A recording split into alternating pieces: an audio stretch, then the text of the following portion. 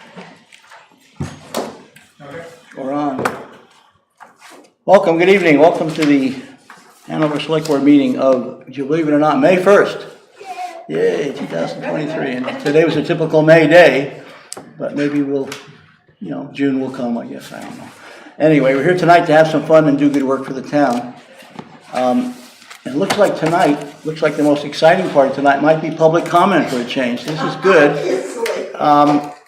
And as always, it's our first order of business, and it is our practice to provide an opportunity for public comment at the start of each meeting. Comments or questions should be directed to me as chair and are limited to 5 minutes so we can keep the meeting going. If your comment is on an agenda item, please hold it until the agenda item is taken up. Responses, if any, will be provided at my discretion. Please come to the microphone and state your name and address before you speak. Is there anyone here for public comment?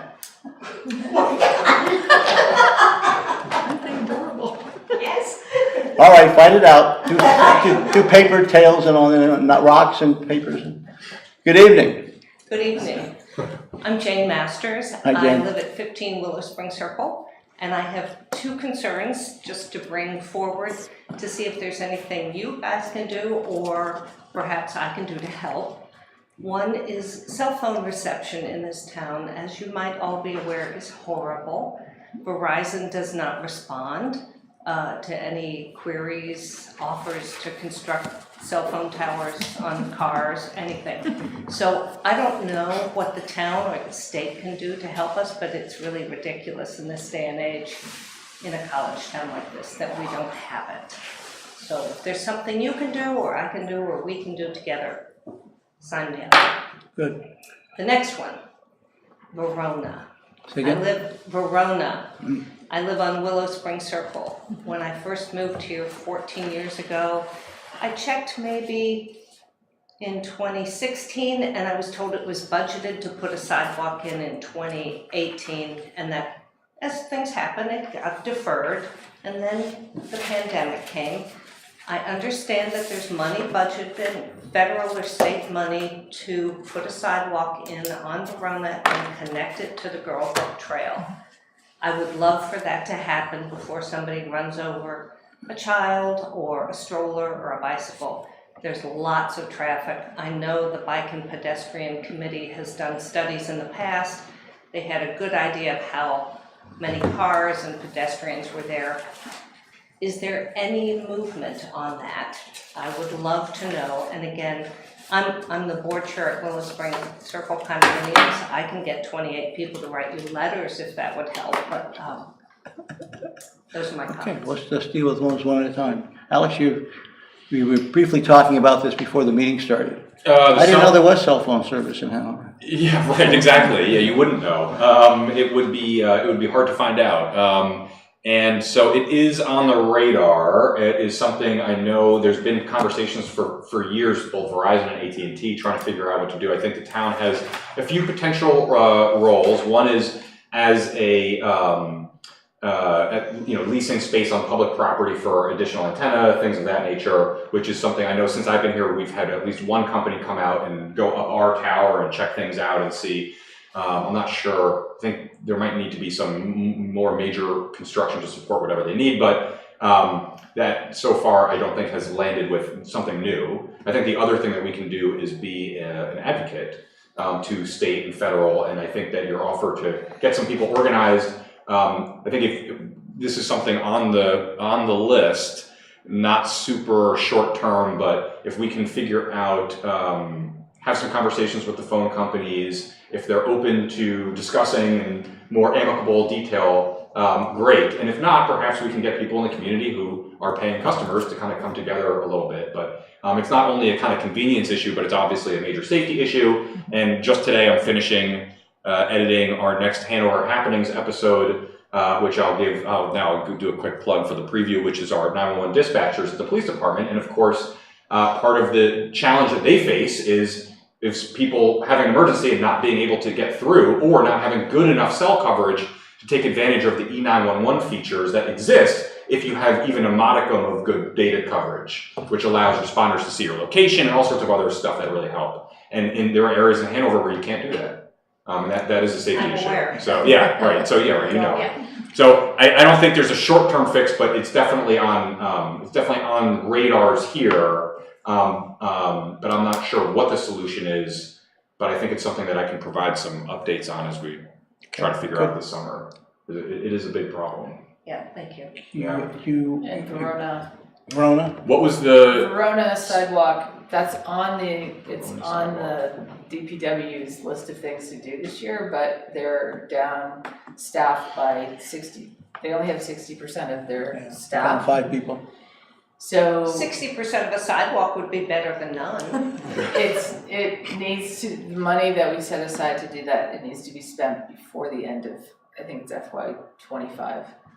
So it's gonna happen within the next 2 years, hopefully The this next year. 2 years? Or we lose the money. Yeah, and I think just based on where it is on the list of things, that if it's not done this year, that I would think it probably would be done next year.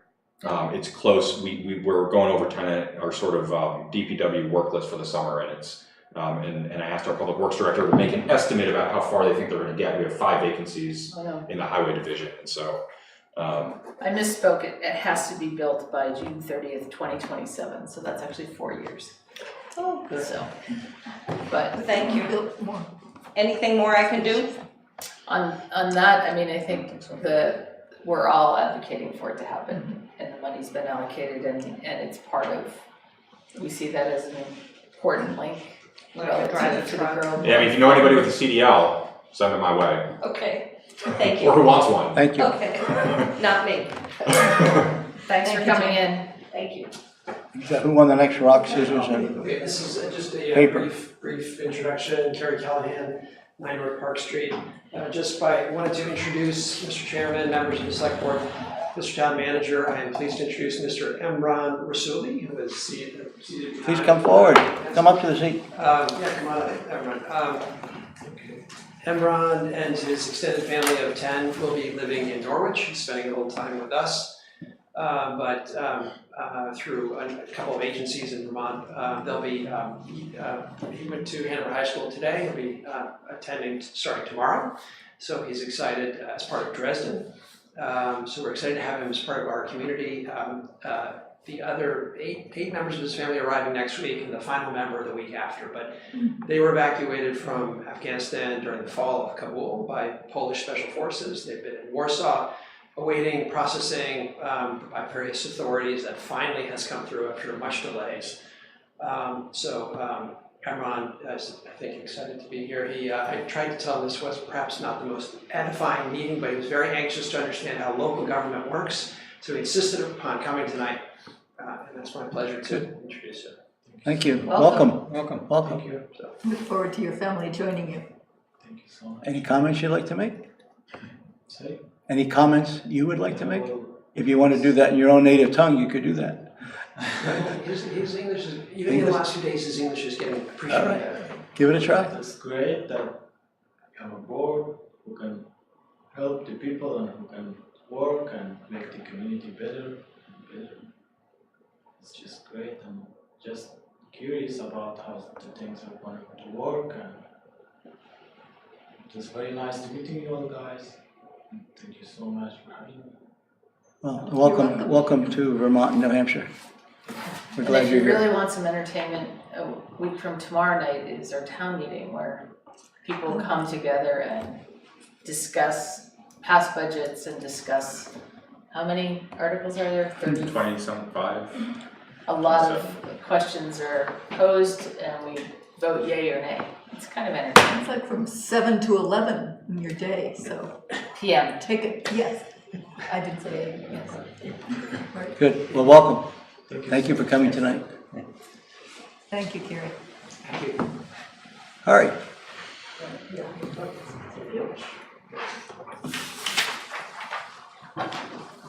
So Kari Asmus of 2 Sawsville Road. I was here, I think, on the 10th of April and asked about Mustard Day, which is Hanover's Memorial Day. And I wanted to give an update, which is that basically I think it's kind of at a standstill.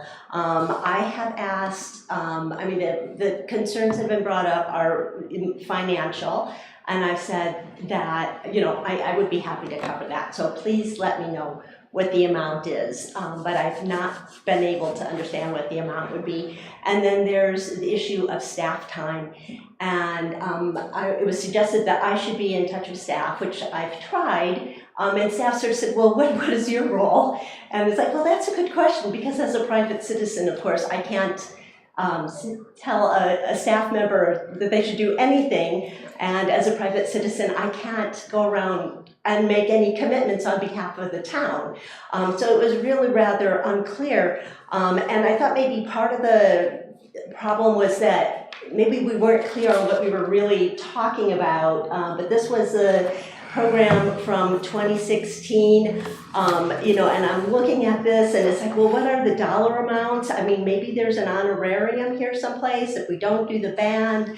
There are the flags. So I'm really having a hard time understanding the financial issue. And the other update is that I have talked to the troop leader. The Boy Scouts are prepared to, well, the Scouts, it's a co-ed troop, are prepared to replace the flags. They would be happy to lead the Pledge of Allegiance, to do the color guard. They are all set, and they said that some of the older Scout members have actually been asking, are we going to go back to muster day? So it's been important to some of those young people as well. And so I guess I'm just here, I guess, asking if, I don't know, for a little bit more leadership so that we can get this moving and happening for this Memorial Day, even if it, you know, is not with the band. So that would be my comment for tonight. Okay, thank you. Thank you. Okay, Can we respond to that? sure. I guess if you're willing to pay for it and organize it, why can't we act on that? Like if John Sherman doesn't have the time or capacity or interest and town staff don't, and we have somebody in the community who does, can we say, go forth? Not that you That is necessarily what we want to said. do it, but Well, I mean, I can't order flags. I can't really order, you know, cookies. I don't know, I mean, you know, what time are we talking about? Is there a sound system? I mean, I have to say that there are some other people who, after I left here, said, let me know and I can help. But, you know, like the next step was, you know, to go into the Parks and Rec and meet, and it's just like, you know, we've already exchanged, you know, half a dozen emails, and now to have a meeting, and, you know, I think that, you know, given that the Scouts have already contacted, I don't know, it just, I don't really quite see where, if I'm willing to pay for it, you know, if, and the organization is really quite minimal. For the time of meeting them with me and telling me how to do everything, and in other words, it would be easier if Parks and Rec took the lead and you supported them. I think so. So, not to micromanage, but perhaps you could take this under advisement and get back to, I mean, it just Yeah. it feels like a small thing to do, to go forward. I think the challenge is that this wasn't included in the budget for this year, and it's not included in the budget for next year. And so budgeting events, and I mean, the event line has been squeezed for several years, and you know, as we talked about a little bit, you know, planning these things out, obviously, so we can include money in the budget, so we can allocate resources to bring the staff in or purchase the materials on the schedule that had been done in the past, but you know, this event wasn't on the schedule for this year. And so the last minute sort of organization, when I talked to Parks and Rec, I mean, we were all interested in trying to figure out a way to make this happen, certainly in the future. That would be a lot easier. A couple weeks before the event, without it having been on the schedule, and without there having been any money allocated for it, and without any staff time being allocated for it, I mean, it's a huge challenge. And right now, our staff, and in two departments in particular, the Highway Department at Public Works and Parks and Rec, have a major slew of vacancies. The event position is vacant currently, and the priority on my book right now of Parks and Rec is trying to figure out how we can hire summer camp counselor so that we can run the summer camp that kids are already signed up for. And that was something that that was in the budget, that was part of the plan for the year. You know, I would say that this underscores the need for having a goal setting and planning process as part of the budget, so that it's not just numbers on a spreadsheet, but that everybody's actually on board with what the priorities and plans are for each department for the year. So, you know, I certainly, you know, I certainly think it's worth, and I know Liz you've talked to her and she's offered to meet, which is probably better than going back and forth over email. You know, I think that, you know, they're not in a particularly great place staffing wise or budget wise, and you know, we can definitely offer some support, but asking for a super last minute change without the staffing or the funding is just hard to do. The scouts have already reached out to them and are waiting for a response. That was before I showed up. Let me break in. Gary, you're not gonna like my answer, but my thought is we need to respect our departments and what their capacities are and aren't in these times. If the rec department, basically the message I got is that this event has perhaps lost critical mass from the past, and they do not have the staffing to support it this year. And I personally believe if we're gonna do it, we should do it right, and it should be supported as a town event. And what we're being told is that's just not possible this year. So I'm ready to accept their judgment on this. And I know that's not the answer you want, but that's where my head is at. And it's not, to me, it's not a budget issue. It's a staffing issue. It's a commitment issue. And if we make this a priority in future years, then the town should get fully behind it and make it happen. But our rec department is telling us that's not really feasible this year. And I want to respect their judgment. When and who made the decision that we should not have this? When? Yes. We didn't make that as an overt decision. It didn't make it into the budget. It really didn't come to our ability. It didn't come to us till recently. I'm sorry, but it's not in the budget, and you made this request, and my answer is I think we should trust the judgment of our rec department that this is not a high priority event for this year, for this town. That's my position. Other members? And that's direct. I mean, I'm being direct. I already let you know how I feel, so. Yeah. I'm happy to be overruled, but it's kind of where my head is at. Nancy? I think it's a great opportunity for private-public partnership.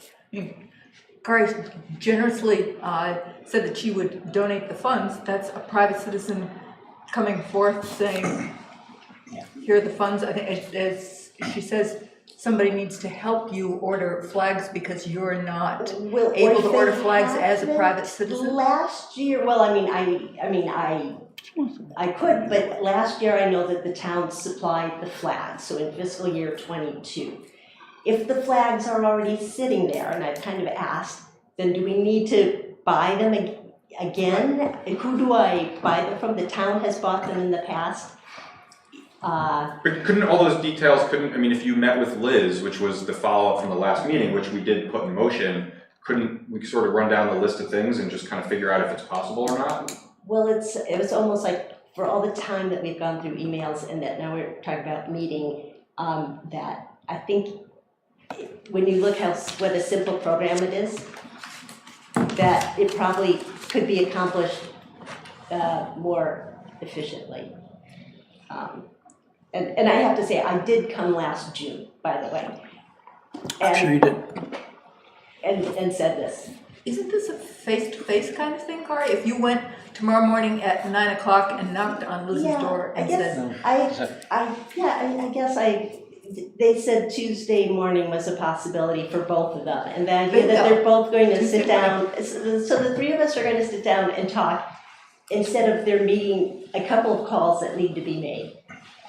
It just, But I mean, but there's a list of things that you're suggesting are sort of easy to do, or that we should already have the supplies, and it just seems like this is just not a hard conversation to just sit down, right, and just sort of, or a phone call. And I mean, again, I think the back and forth over email is often not the way to resolve an issue or a misunderstanding or a difference of perspective between multiple parties, and sometimes a really quick conversation can just do it.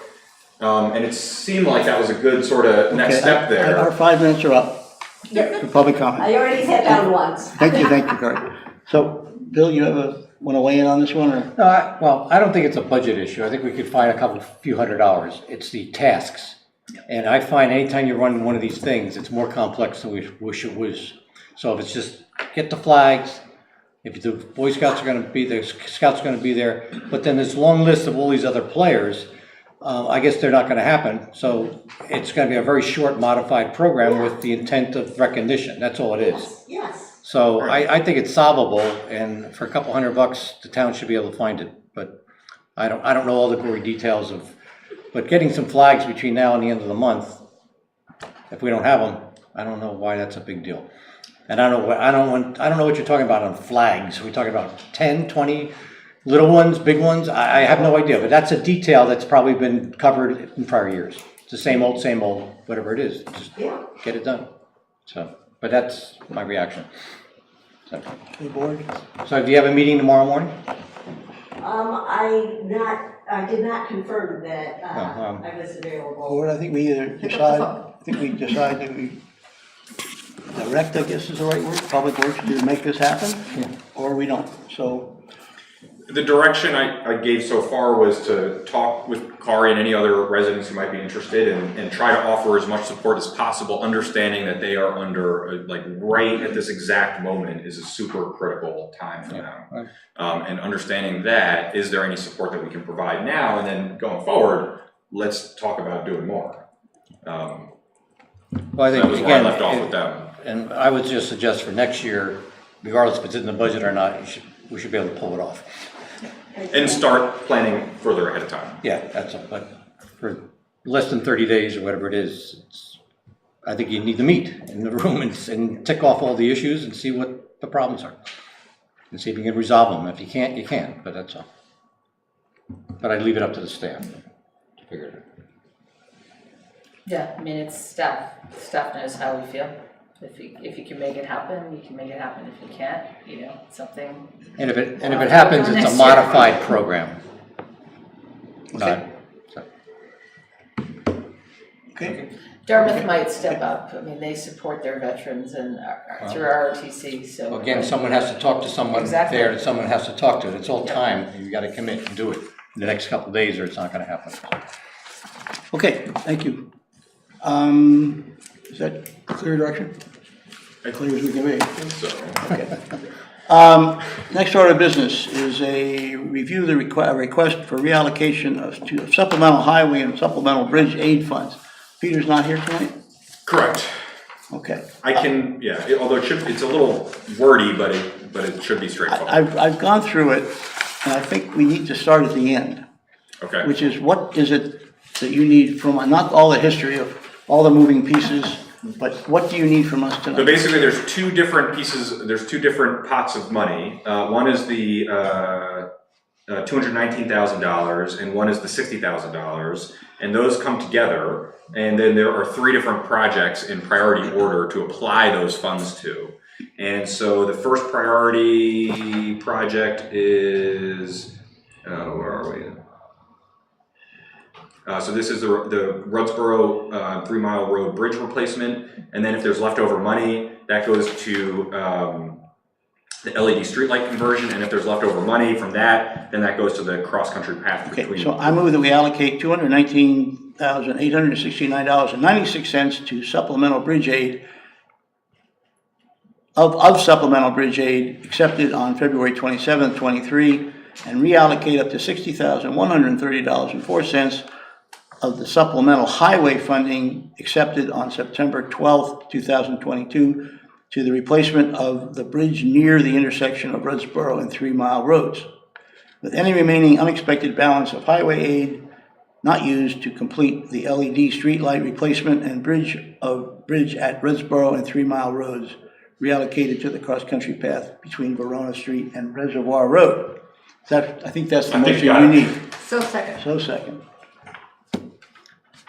Discussion? Bill? These have all been discussed in the past. Yep. Trust Peter Kavaki's management of it, and I think we should approve it. Okay. Further discussion? I do have a question. All right. So Kari Asmussen, this time I will be wearing my finance committee hat. I remember, as you do, back a couple of town meetings ago, we passed a bond for bridges in the amount of $950,000, and if I understand correctly, we've drawn down $319,000 of it. The finance committee very much supported using those bonded funds because of the extraordinarily fortunate interest rate that we were able to get. And so the question is, I don't know whether we can draw more on that, but if that money is available for the bridge, and we may not have money for this cross-country trail because it is not eligible for the bond monies, why are we not using the bond monies for the bridge for the purpose that we have the bond? Correct me if I'm wrong, but my understanding is that we plan to draw down all of that, but it only funded 4, not 5 bridges. And this is the 5th bridge that could not be accommodated within that 900 or 950,000. Right. So I think the answer is we plan to draw down that entire bond issue, but we came up 1 bridge short as costs escalated. But so far we've only drawn down 319,000. So I didn't. Possible, but they must be anticipating the rest of it for 4 bridges rather than 5. Okay, thank you. That's my understanding. All right, thank you. Okay. Further discussion? Hearing none. All those in favor? Aye. Should probably leave this one alone, but one question I did is this cross-country path. Yeah. Do I read this correctly? That's going to be costing the town $237,000 of our money to complete this Verona to Reservoir cross-country path? Actually, I'm not sure that number. If you look at, I'm not sure. I think the 20% might be the 87,500, and it might be that last line. I would have to ask Pete. Because if it is, I want to have a discussion about that. Because this money was this was a project originally requested. Well, let's put it this way: the state had some money that they were looking for. Huh? The feds. Was it federal money? Yeah, it wasn't G. Jane or. Yeah, federal money that they were looking for shovel-ready projects. Yeah. And this was one of several that we presented to them, and this is the one they picked out. Right. And I assumed that this was a full grant. No, it was always a 20% There was always a match, 20% match. and we felt we could do it in-kind services, like we could prep the soil Prep, for okay. whatever, DPW. But this additional money, you're right, another 150,000 isn't what we expected. But I think that includes the in-kind costs, would be my guess. So we should understand, if the 237 is in kind, that's one thing. If it's 237 out of our pocket, that's another thing, right? Do you want me to ask Pete for, my sense is that 150 might be the category that you were just describing, which is the in-kind category, and 87.5 is the actual cash contribution, but I can confirm that. I just want to know where the money's coming from. Okay. Can do that. And did this project escalate to where it was no longer a nice gift from the feds, but a very expensive gift for the town? Can happen sometimes. It can happen. Yeah. I'll tell you my saltwater fish story sometime. Did we vote? We did vote. I brought this up after Sorry, the I'm vote. just. Okay. Next order of business, review the request to abate water sewer bill on property located on 34 Rayton Road. This is the one that we discussed last time and put it back to. And so I move that we rebate, is it $1,555 Yes. for the water sewer bill for property at 34 Rayton Road as recommended by staff.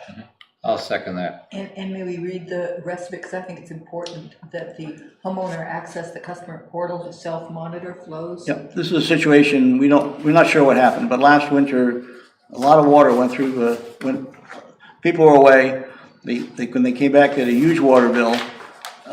We never really did determine what the cause of it was. It was last summer.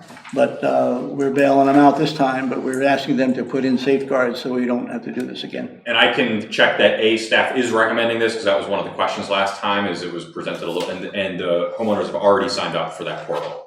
So they've already met that condition. Okay, but this is the recommendation of Yes, staff, recommendation of that's staff coming to us now. To abate it, yes. Okay, Yep. so there's a motion to abate. Was there a second? Can't remember.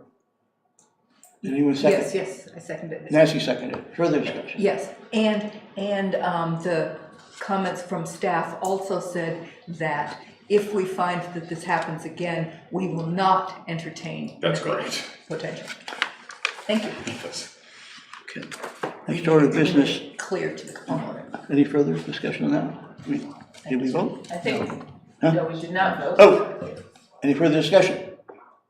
Hearing none. All those in favor of the abatement? Aye. It's abated. It may be Right. worth noting that all people who are on water and sewer can sign up for that portal, Mhm. and that it's important for residents to monitor those things, because this is an extreme, this is $1,500 worth of water that just was flushed down the storm drain, and my sense is we shouldn't be doing this in the future. That of course, I'll be the one that ends up doing it, but I put on public notice that it's our responsibility as water and sewer users to monitor those things, just like we monitor our heat or make sure there's gas in our car. We shouldn't be wasting water. Correct. Further discussion? Hearing none. All those in favor? Did that, aye. We did it twice, so We voted twice? We're We solid. voted twice. Oh, well, it is two abatements. It's very much approved. Okay, so, Don't give them twice the money. Yeah, it's just one check, one refund. One refund. one refund. I move that we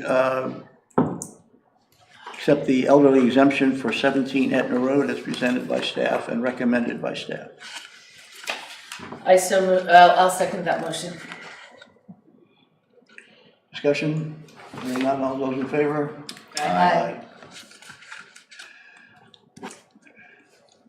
I move that we accept the veterans credit for 4 Hunter Lane and 6 Bridgman Road as recommended by staff.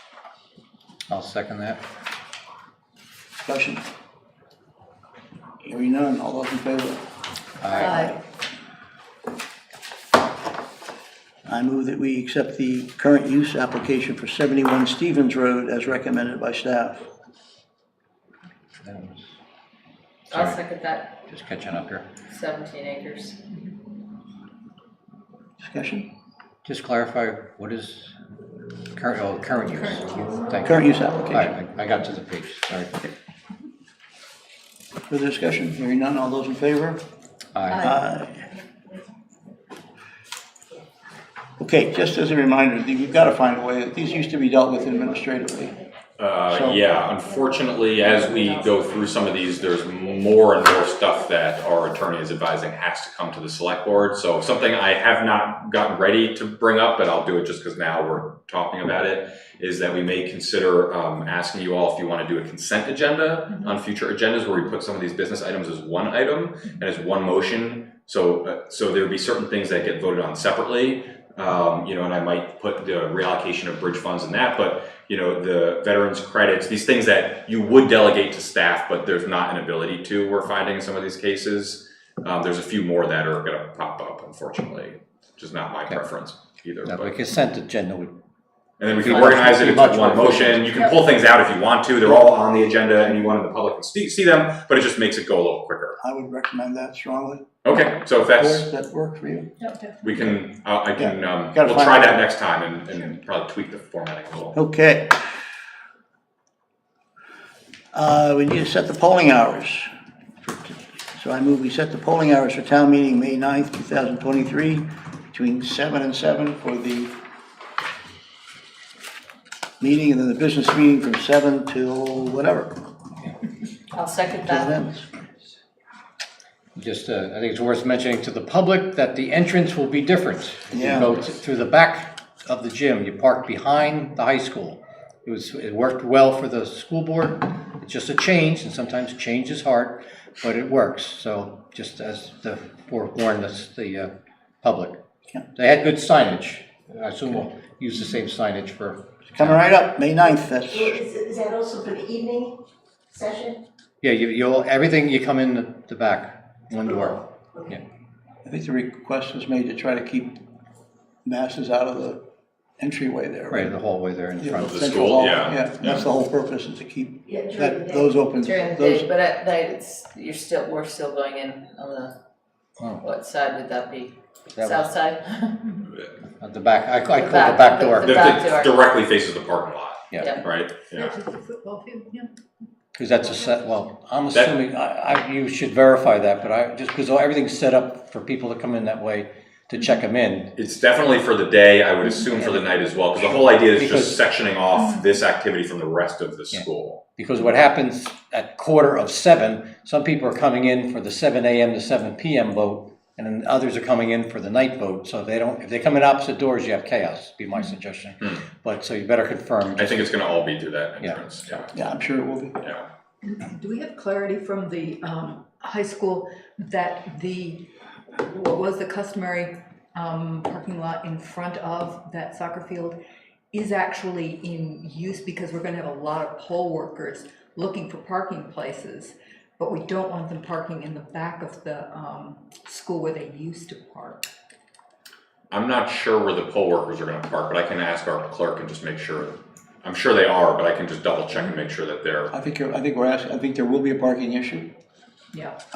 because we're now, We should give parking passes to our poll workers for the day. for town parking. Yeah. to just park Media anywhere, park, media anywhere park. other than where Yeah. we want I mean, visitors. I imagine knowing who's in charge of this, they've probably figured out the parking thing and Yeah. they don't have to micromanage that, but I'll double as a check. select board, if that's what it takes to make sure the poll workers can have a place to park for 2 hours while they do their service, Absolutely. then we should And for accommodate town, that, I and think, for don't you just, think? in general, people coming to vote. Right, because we don't want to anger our citizens by Yeah. not finding a parking place when they come to vote. So I think we should be generous that day. Yeah. Okay, Yep, all right. So did we vote on setting the polling hours? Not yet. Not yet. Correct. 7 to 7, 7 to whenever. All those in favor? I, Okay. Can I just clarify then? I don't know if you're gonna come to this, but we have to set our hours. Yes, I was thinking, that's next. Who's there when? Okay, And I'm not sure I'm allowed to be there no, you Yeah. guys aren't, you're not. at all, You except can to be come there. vote. No, I can, yeah, I can. you guys aren't running. No. Oh, that's good, cause I was thinking there are only 3 of us No. for the whole day. So, But, I mean, again, to clarify, based on the information we received, which the state leadership would say that we need multiple select board members there at 7 a.m. to start the process, which we serve no added value in my opinion, but if you have to tick off a box, I'll be there. So then we have shifts. You're not counted. Athos normally takes the last one.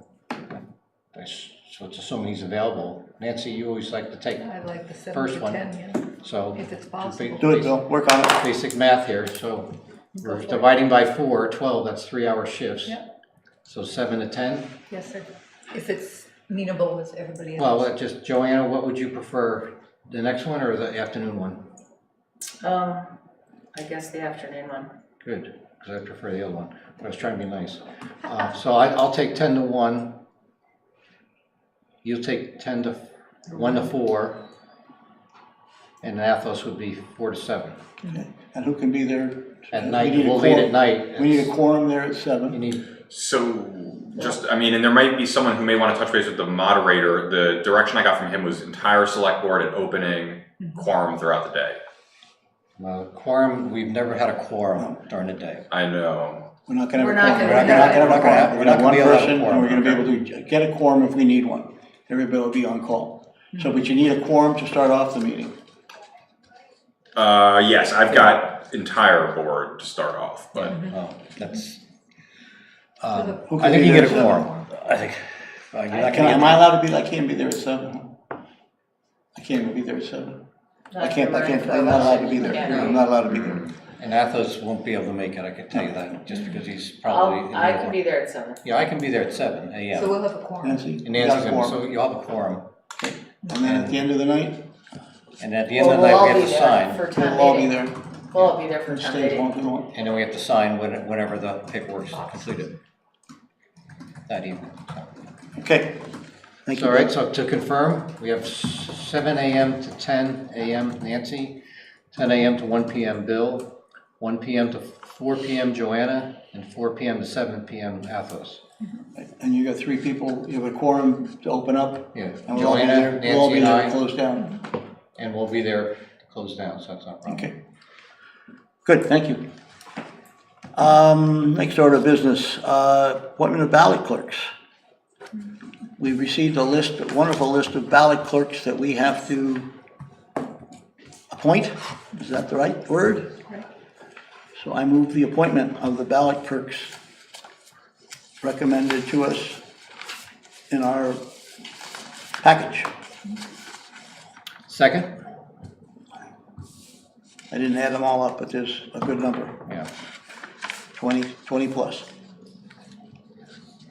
There was a second. All those in favor? Aye. With Aye. gratitude. 32. All Yes. 32 of them. 32, yeah. There was Alex did a great podcast of what it takes to put on an election.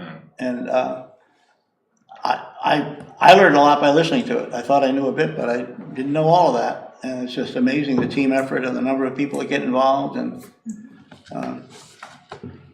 we're fortunate to have them. We are. Okay, what's next? Banner requests.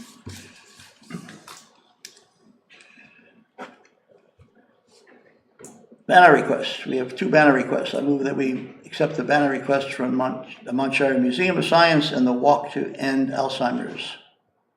These have all been cleared and discussion. I need a second to that. Bill, I'll second it. discussion? I just had a discussion, I'd say, maybe these could be on the consent also. Okay. We've had this conversation that if the staff says it's okay, we're just rubber stamping it. Right. It doesn't make any sense to spend more. Well, than maybe that's the dividing line to start with, is the things that feel like the rubber stamps. If you're taking staff recommendation, those can go in the consent agenda. I mean, it take a minute, but Well, we, this each is time, a rubber stamp. I mean, Right. it's always very clear, it's just, We never take down. You're not people's overturning, banners. right. We never take down people's Well, we rely on banners. staff to know that that It's safe A, and meets the functional. criteria, and then we have room. Meets the Right. We criteria. rely on staff to know those 2 things. Okay, so we had a motion and we had a second. Do we have all those in favor? aye. Aye, they pass. Okay, the minutes of March 28th, 3rd, and 10th. I move their acceptance as a group. I went through them and I really did not have any comment. I did not have comments. Anybody have any? Well, Comments? I'll second. You'll second, yes. Any comments, any changes, deletions, additions? I think we had, previously we did, and we have resolved all those, so I think Okay. I'm okay with the current draft. Anybody have any other changes, additions, deletions? Ready to vote? All those in favor? Aye. Aye, they pass. Mr. Chairman, may we go back to the donations to the Etna Library? Yes, oh, I missed one. Yes, sir. Yeah, we had wonderful donations to the Etna Library. Nancy, do you have those right handy available to you? Did you move those? We have it, too. Can't find the detail. I have one from the Garden Club. And another one from the halls, I believe. The halls and That's not missing. also the Balcombs, Jerry and Pat Balcomb. A nice check in. Wow, I mean, I got 3 here. I didn't see the Yeah. 3. Yes. Okay, okay, Those are so, for the library. I'll put that on. okay, we've had 2 wonderful donations one from the Hanover Garden Club to the Etna Library, appreciation, and one from,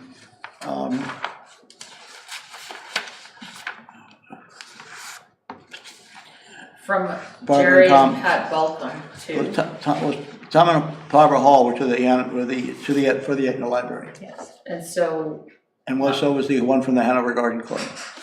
and my understanding was there was $100 given by Jerry and Pat Balcomb to the Etna Library as well. I don't want to, okay. If that's the case, great. So let's accept those. All those in favor? Aye. Aye. And then we have one from the Jack and Dorothy Burns Foundation, if I'm correct, Yes. for the Parks and Recreation Program. I move that we accept that generous donation. I'll second that. Discussion? Hearing none. There's, Joanna, you have, yeah, you okay? I second that, I agree. Okay, all those in favor? Aye. Thank you. There's other funding too, that I don't really know what the AT mural project is, but we have funding from the Woods and the Youngs. And looks like the school district for the AT mural project. What is that? I'm not sure, I could guess, but it would be no better than, What I'm I not have sure. guessed. Right. What I have guessed it in my mind, like Right. my guess is that we're doing an Appalachian Trail mural somewhere. Mhm. Yeah, we should probably know more about that. I can find out more about it. I think it's between, it's over. Please come it's step near forward and help the us. water.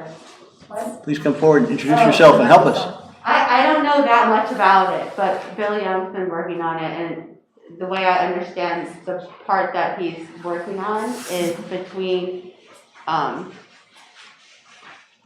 near the high school in front of the Black Center.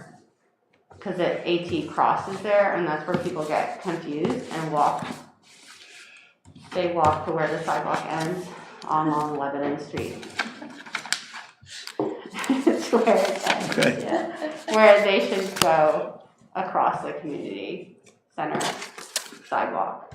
So the donation is towards signage, It's a mural. a mural. Yeah, a mural. There's some Hanover artists working on it with the art teacher, creating the design. And I think the idea for now is just to do paint, but maybe to eventually step it up and have some real placemaking and stuff that's more permanent that we wouldn't have to worry about fading.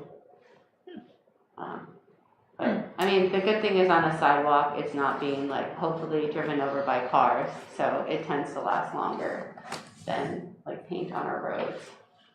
So I think it's fine that we accept $500 in donation on behalf of the project, but I think it would be good that if we're putting a sign or painting sidewalks that our DPW and rec department are aware of what's Yeah, happening. Bill is So, coordinating They with. might be, yeah, Yeah, Just because he I was don't know, coordinating yeah. with the rec department in the high school, and he's met with Peter Kabaki. great. And Peter is actually like, this would be a great thing to do and say like tile or something eventually, or brick or something more permanent. And I think they're also trying to figure out, you know, like we used to have that sign in front of near the town hall actually, that marked out the AT, and Right.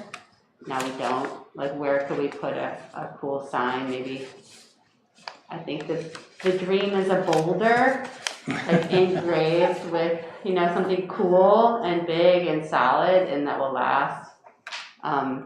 Or a sign that's similar to the one in front of the Hanover Inn. Yeah. Because that's at least clarifying where it is, and which is actually not by the Hanover Inn, but you know, where the Appalachian Trail goes, and sort of, you know, celebrating that as well as guiding hikers to where they're going, which is usually to the co-op. And then I think there's new showers figured out somewhere, but I didn't quite follow the whole conversation.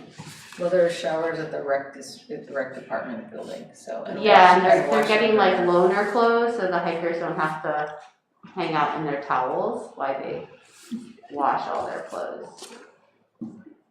So that should be fun. And apparently they're quite festive. Often tutus are involved and stuff like that. So all of this is happening because the rec department is gathering these clothes? I don't know who's gathering the clothes. I bet it's Okay. not the rec department, but It would probably be at a future meeting, maybe some clarification on what's Yeah. going on, just so Yes. I feel like we should just understand what's going on.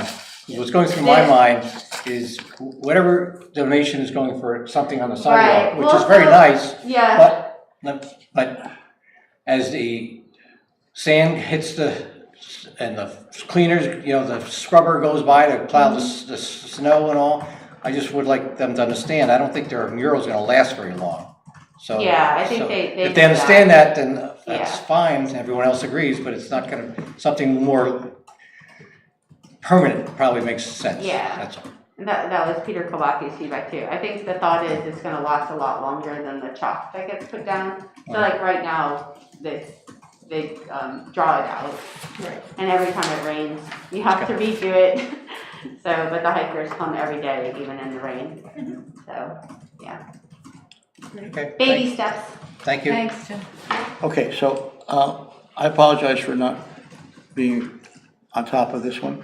So I believe we've accepted a donation from the Hanover Garden Club in the amount of $75, from Jerry and Pat Welcome in the amount of $100, and Tom and Barbara Paul in the amount of $500 for the Etna Library. That's right. I believe we did that and moved that. We Yes. also accepted a generous gift from the Byrne Foundation of $6,500 for the Parks and Recreation Department. For 4th of July celebration. That's for $3,500 for the Friends, to be used by the Friends of Recreation and 4th of July celebration. And we just heard about an additional gift, $500 from Patricia Atwood and Sarah and Bill Young and the Dresden School District, the amount of $150 to be used towards the 18 mural project, which we'd like to learn more about. Okay, we need a motion for that last one. I'll move. Okay, it's been moved that we Second. accept that $500. Any further discussion? Hearing none, all those in favor? Aye, thank you. Thank you. Gary? Peter, it just struck me in reviewing the packet that you've got a number of signed personal checks there as images that are made available to the public.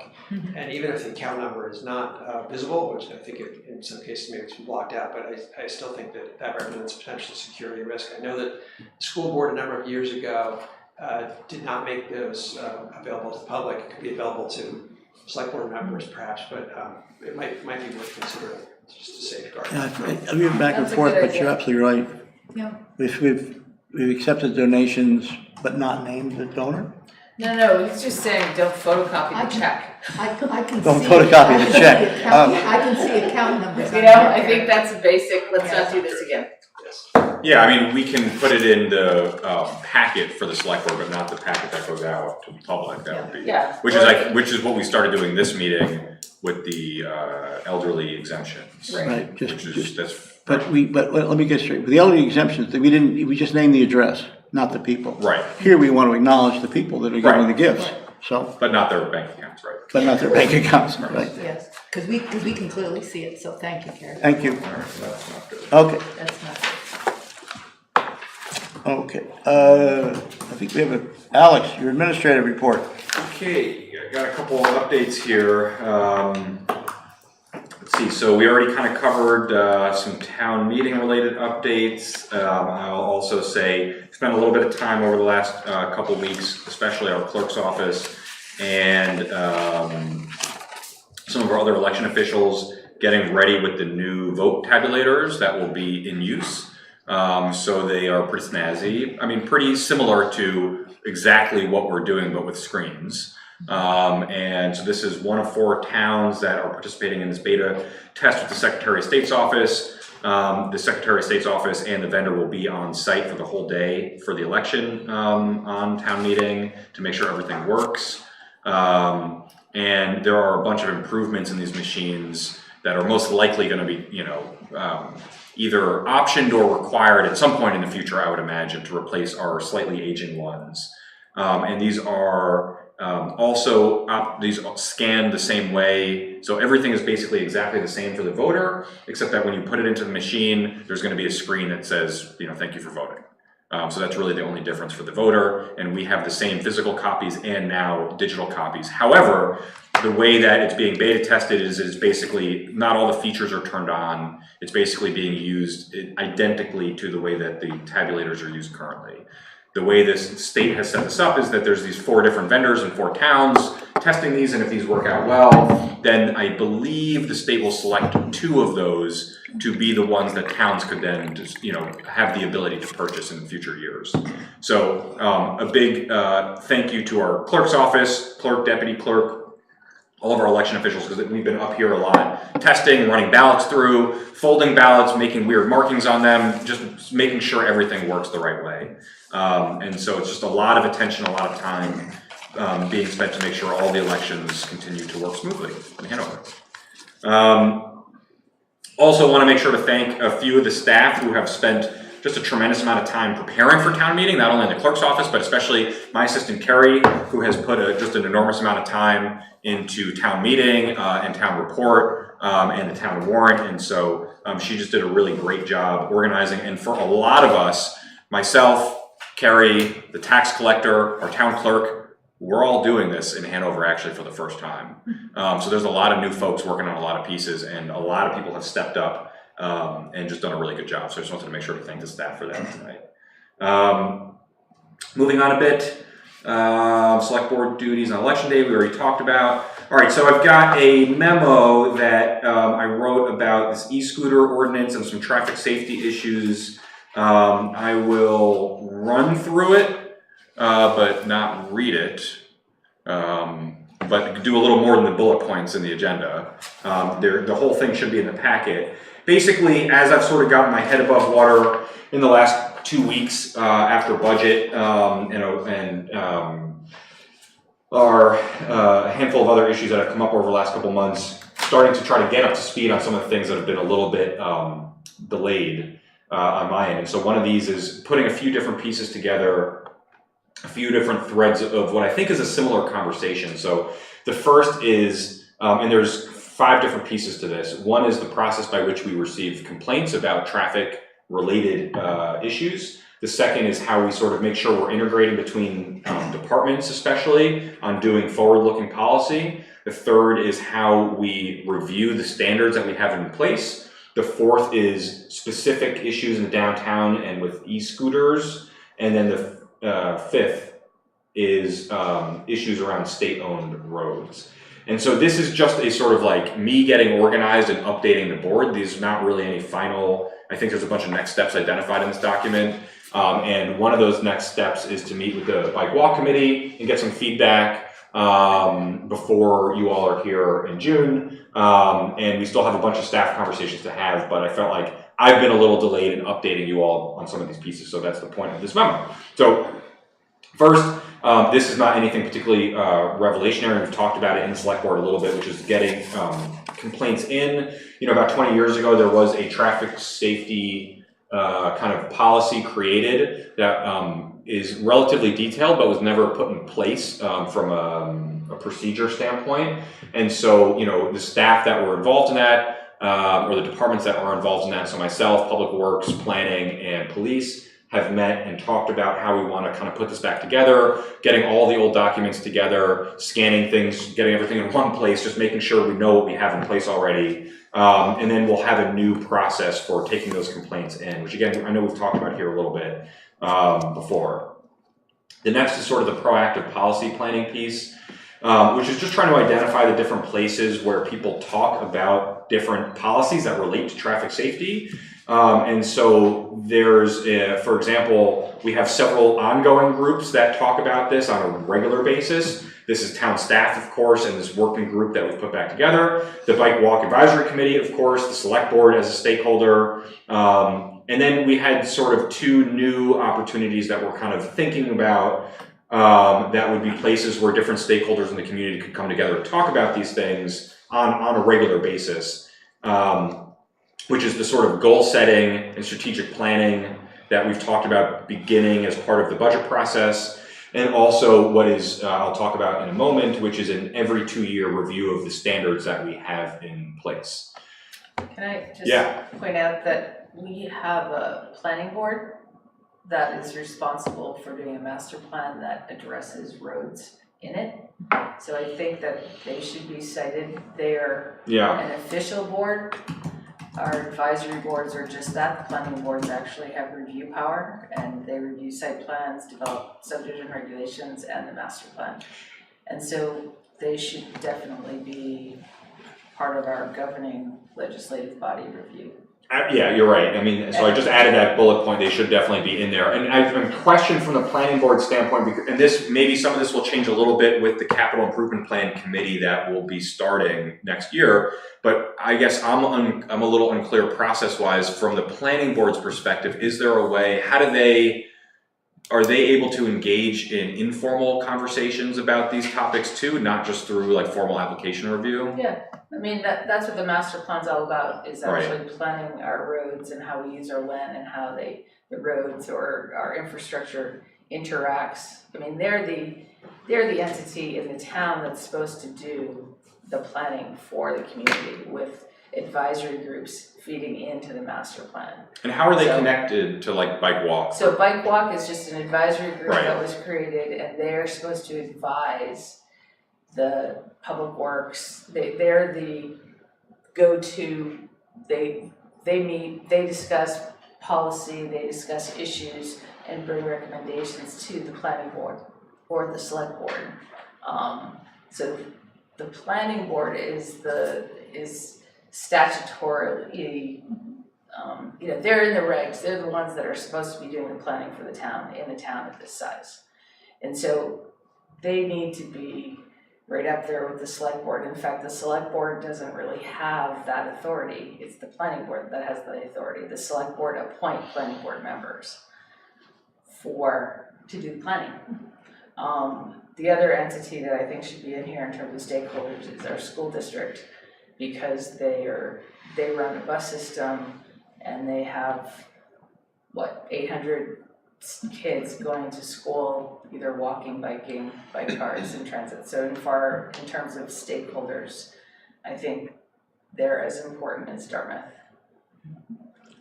So in terms of your document and your memo. Yeah, no, and I think something that I will probably want to ask you all in more detail when we kind of get to figuring out this section, which is just how is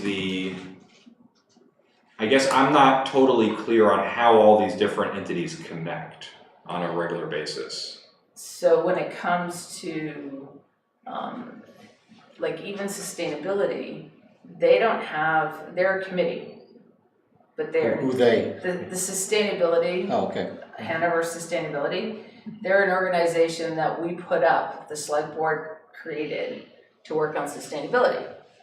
But they're not statutorily, they're not authorized through the RSAs. Right. That's just a committee that we've created. They don't really have any review power. They've done so much work as a volunteer body.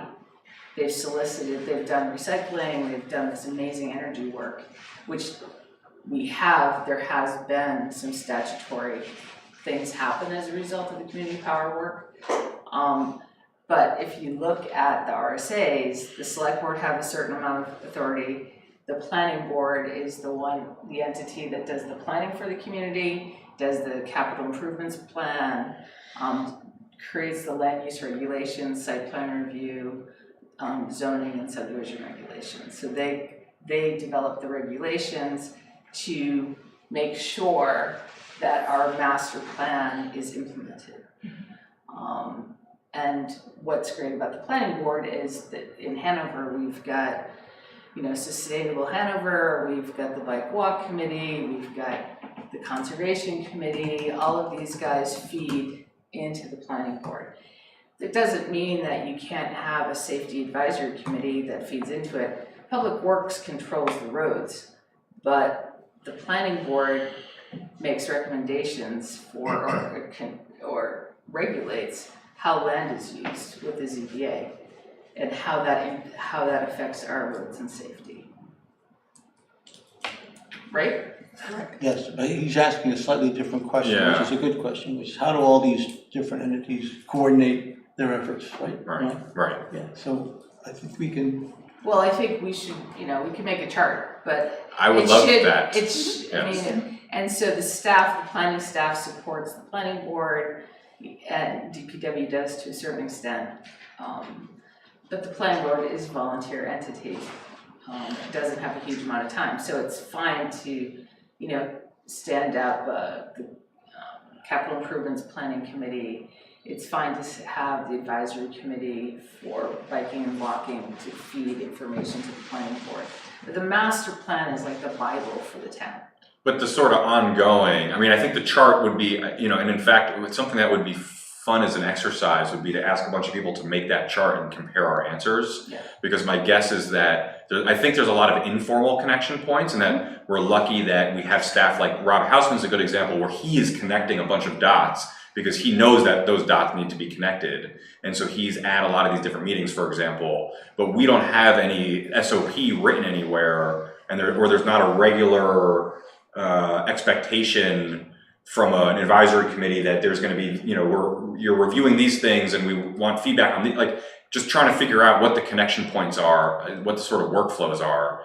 And I wonder if that might be something we might want to sort of shore up a little bit. I think it'd be incredibly valuable, given especially the change in the guard in terms of our staff, because really it's the statutes that authorize these entities. It's state legislation, the laws that have set up this form of government, this public entity. So, the statutes enable the work that we do in this town.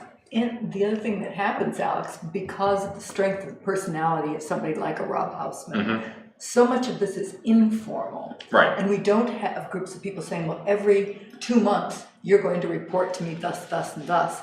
I think that one of the great strengths of Hanover is that people, exchange information. Everybody knows about the information and so forth, but there aren't, but we're not a bureaucratic, town government to the extent that we're layering on. I'm not in favor of layering on expectations that people are going to have to write reports or be at meetings or create meetings that don't exist today, just because we think that it has to be someplace in a chart.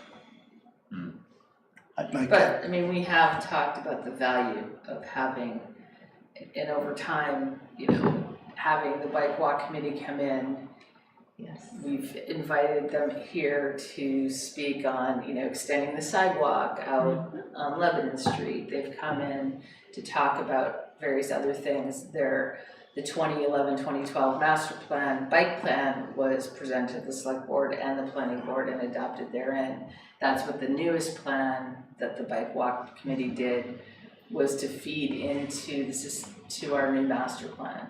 They did all of this work in public engagement and working with a consultant to feed it into our master plan. So that's a case in point. We've talked about Conservation Commission coming to the planning board on a regular basis to provide information. They've come to the select board before to talk about how we manage our forests. So, but really, we could have a chart, and that would be a really great public service, I think, for people who don't know how the government works.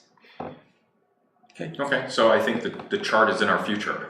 And so that was sort of, that section was just wanting to, have this conversation and follow up on it. There's probably gonna be a few more conversations, and making sure, if we want reports from certain groups or committees that maybe, we're saying, okay, these are gonna be twice a year at this time and this time, and, just going through that sort of process a little bit.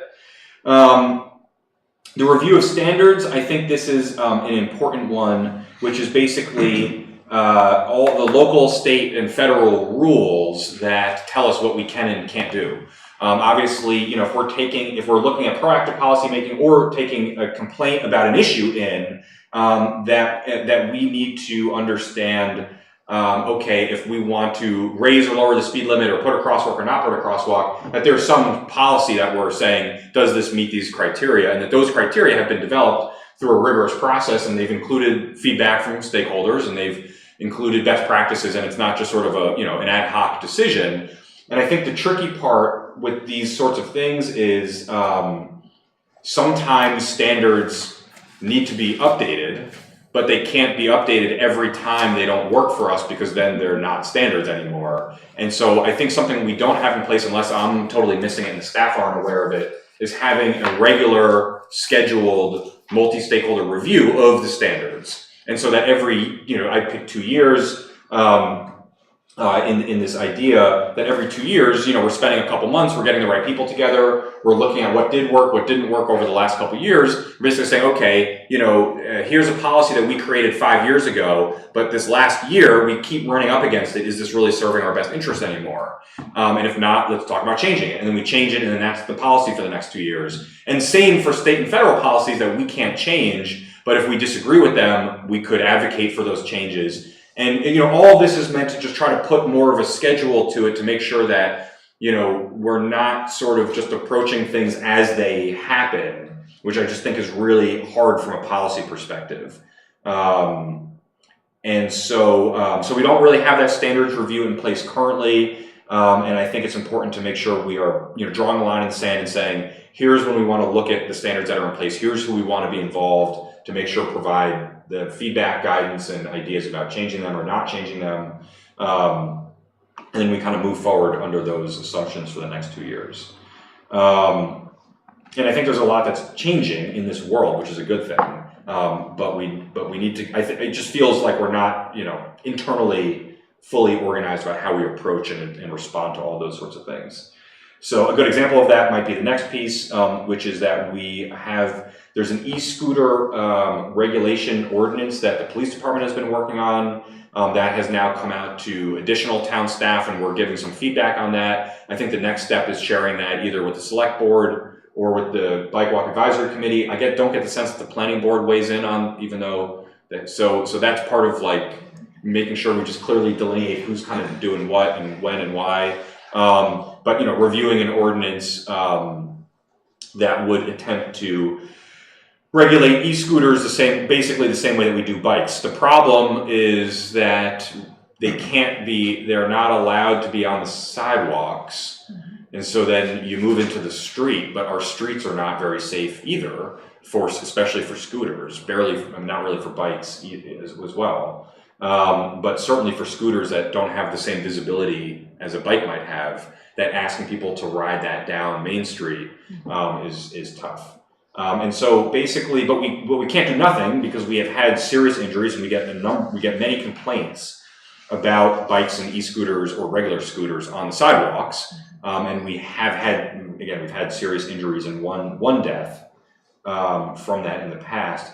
But again, the other solution isn't great, but there's no other option other than sidewalk or street at this point in time. So we have a couple different ideas in here that I wanted to throw out that we're looking at. So one is looking at an ordinance that does regulate e-scooters and does things like require that people follow the same traffic laws that a bicyclist would have to follow, and encourage people to have reflective clothing. We're even working more informally with some of the stakeholders at Dartmouth, just offering the idea that if a team is going to buy a jacket or something, that maybe there's something reflective on the jacket, so if people are wearing it at night, it's a little easier to see. We know there's some dark spots. There's just things like that as well, but we need some sort of regulation for that. But it doesn't really feel fair to just push the scooters into the street. And so what we're talking about is, we think we have about $15,000 or $20,000 currently that we can use to paint better sharrows in the street. Rob Hausman has identified a sort of preliminary list of areas in the downtown that we're looking at that we want to get some feedback on as well. I'm basically saying if we're going to ask people to ride in the street, the bare absolute minimum that we really need to do, I don't feel comfortable pushing people into the street without at least putting some paint and signage on the street. It does not go that far, but it's definitely better than nothing. And unfortunately, we don't have the labor in-house to do that this year, so we do have to contract out for that. But that actually may help because we don't have the labor to do all of our line striping this year. And so we may, depending on where that contract comes out, we may ask a company to come in and do a little bit of extra work for us and get a little bit more line painting done this year. We will have to maintain those sharrows. That's about $15,000 a year. And we don't have the staff, even at full staffing, we don't have the staff to do that. So that is a cost that we'd have to absorb going forward. But again, it feels like the right thing to do. It's this bare minimum. The more midterm solution that I would like to make, not a long-term solution, but make a midterm solution, is expedite the reconstruction of Main Street.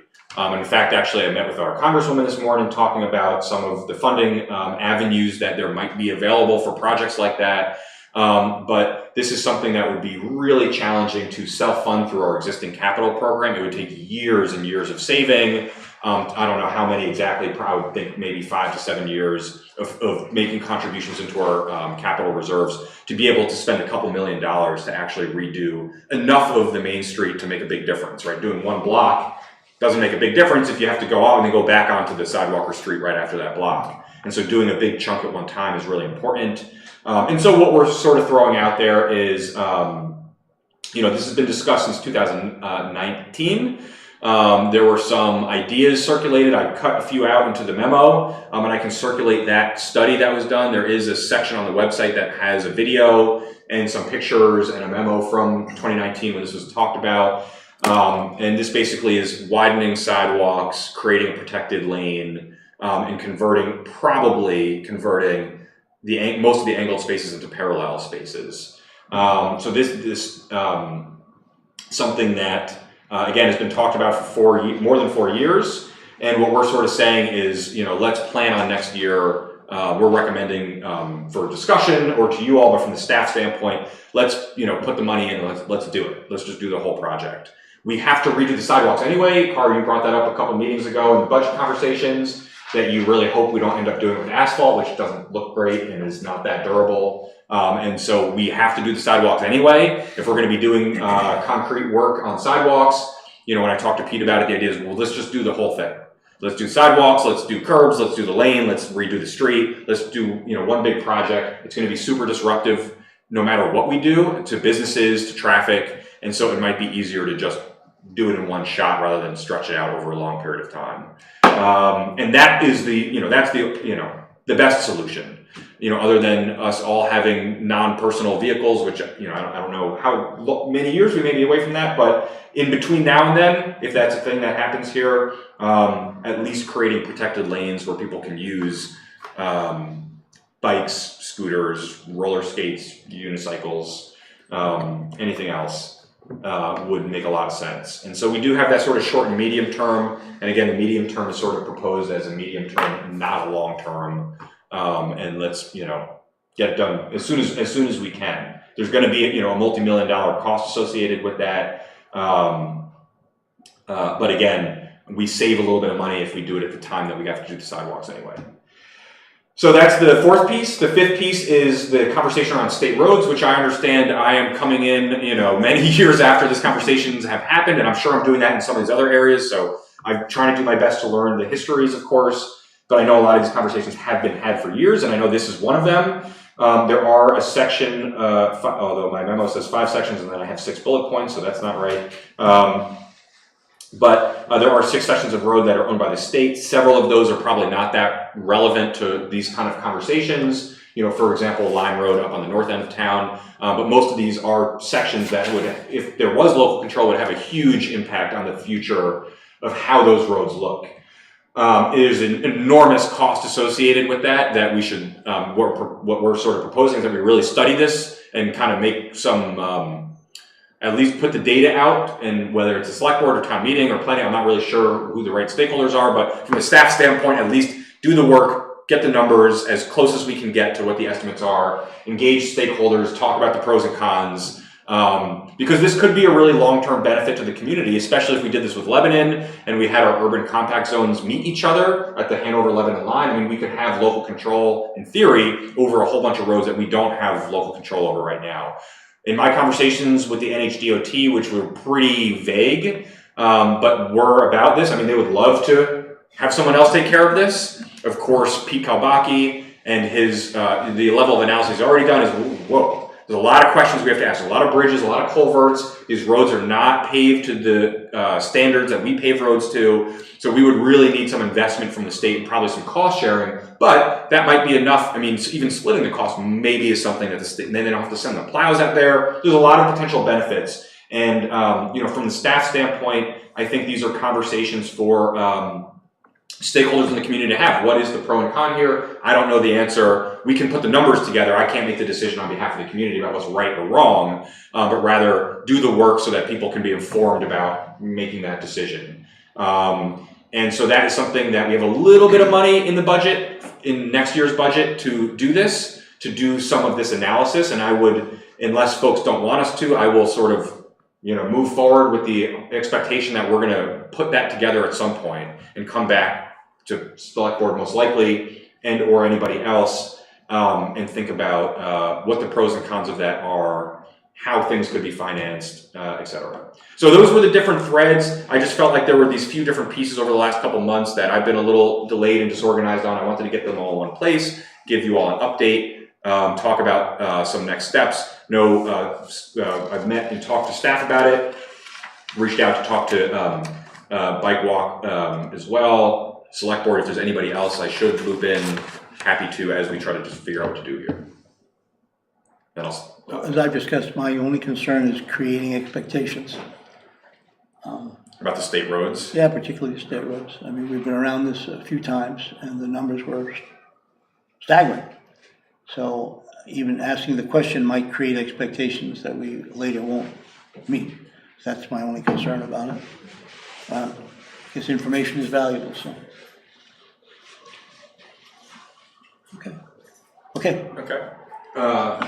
Sure, these are all big subjects. These are all big initiatives that we need to be at least aware that we're starting on, and we should probably talk a little bit about priority of these at some point and where they fit on your priority list. Okay.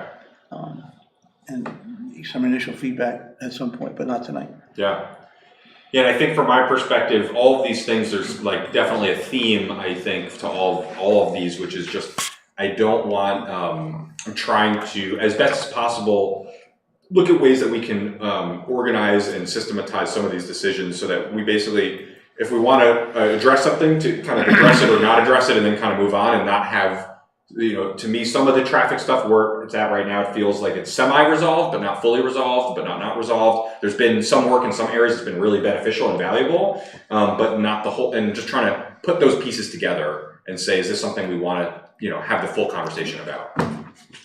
I've got a few more things in my report here. And so I guess on that note, just because that's a big thing, I will be back here at some point. I think Bike Walk, we were talking about the end of June, right? It was the 26th? Yeah, it might be the 5th, like getting back and forth. All right, well, let me know which, I think whatever one works from my end. So, and so maybe we can try and chat before then if that's helpful. Maybe that doesn't matter from a milestone perspective, but if you want to try to meet before you're here, oh, sure. But we don't have to do it that way.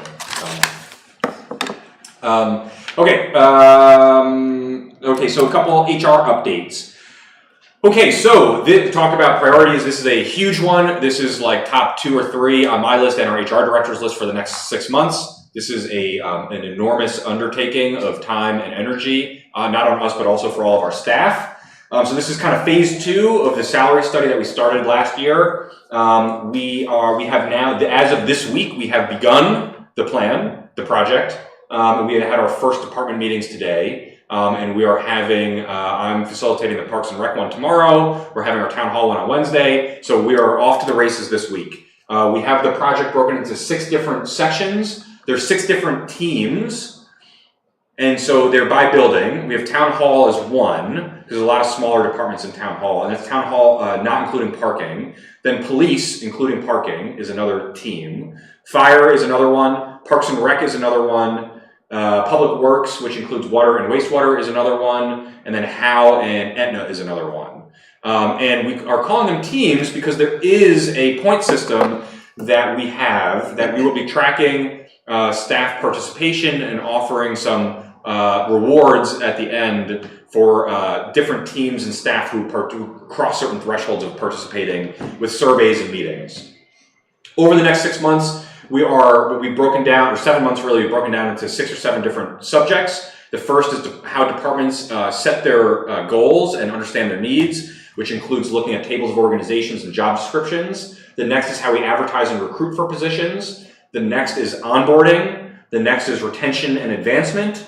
The next is offboarding. And then the last month is looking at the salary study data that we will have gotten back by that point, and basically finalizing values and goals from the staff before we finish with department heads and select board working on changes that would then go right into it in November and December, collective bargaining negotiations and the budget for next year. And so it's all timed out that way. And what we're basically doing is in the first week of the month, and some of this may change a little bit as we go, but just to give a sense of the structure and the amount of time that everybody's spending on this, the first week of the month is this team or department meeting where people get together. Management is allowed in that meeting, so department heads are able to be there. We still have our twice monthly department head meetings outside of this process where we are going over with department heads what's happening.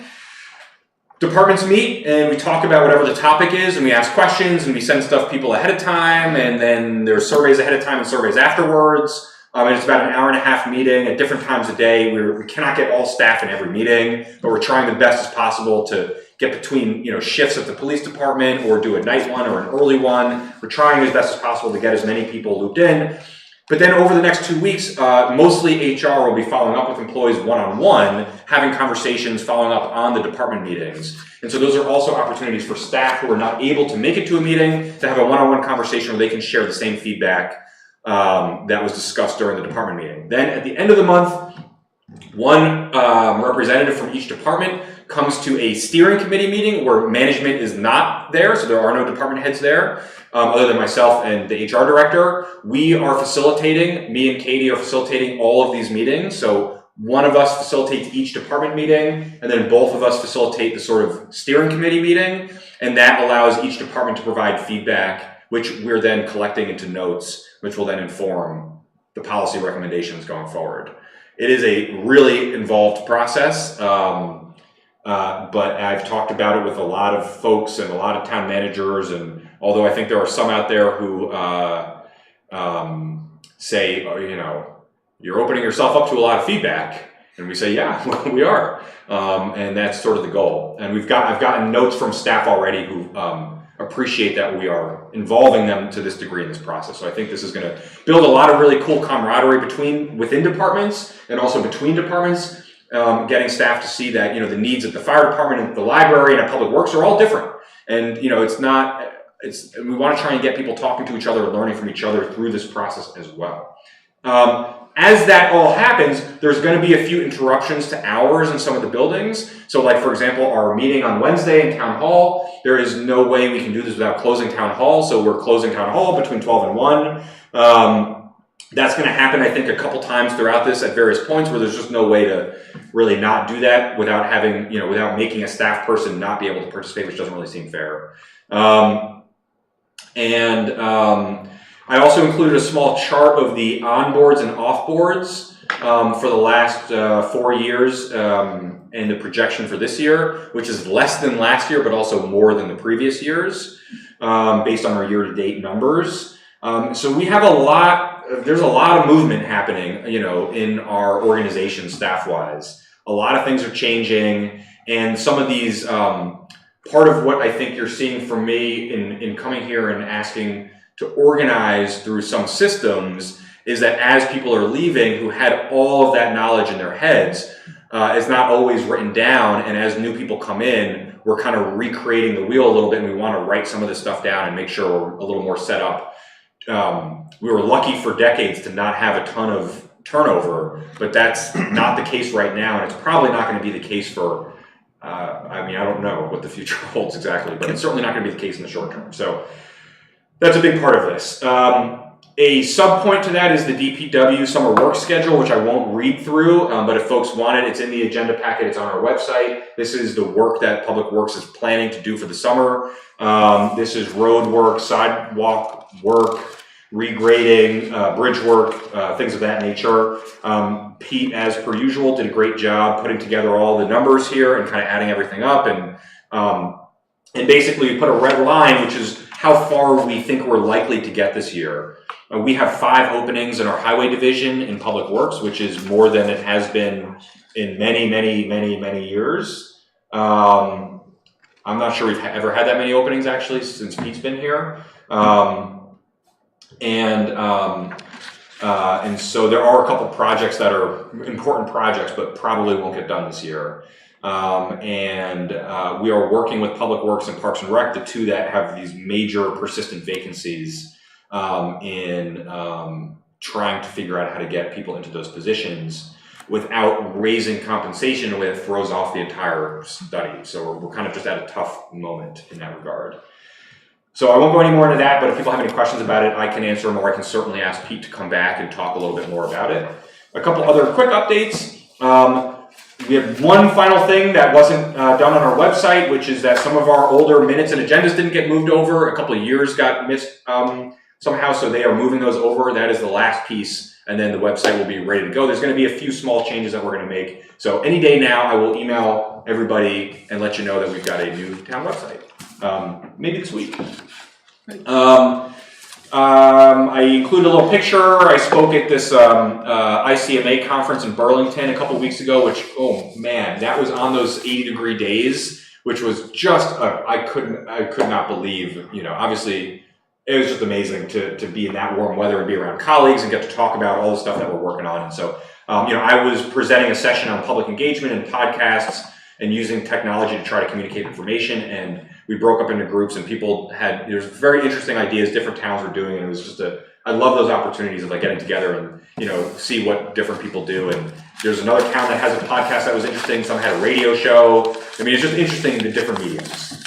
Big differences between communities that had TV channels and didn't, and all sorts of cool stuff.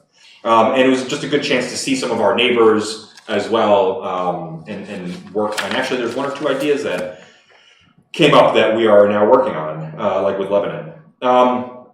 Also, we had 2 firefighters that were promoted as of April 16th.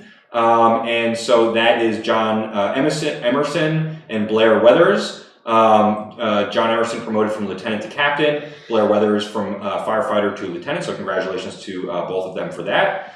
And then just had a short downtown Hanover update, which really is meant to just say that if there's any business owner who's listening to any of these things and wants to participate, we are meeting every Monday, every month, the first Thursday at 8 a.m. The location's going to change, but if anybody wants to get added, we have a Google Groups now for downtown businesses. If anybody wants to get added to that, any business owner or property owner or anything downtown, just let me know and I'll add you to that list. And that is cool to see that. Okay, and thank you. That's it.